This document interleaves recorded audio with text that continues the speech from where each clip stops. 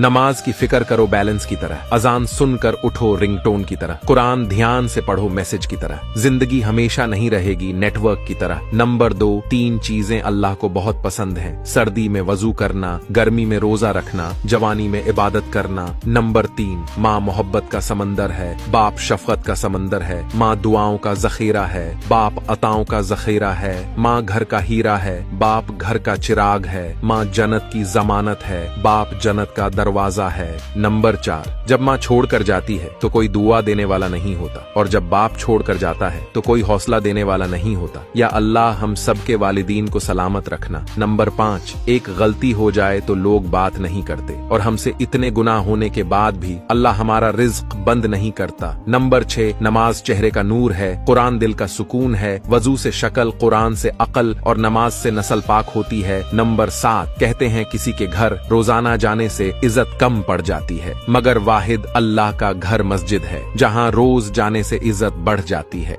Video को like तो कर लिया होगा दोस्त, अब मुझे फॉलो करके अपना दोस्त बना लो, हमेशा सही राह दिखाऊंगा।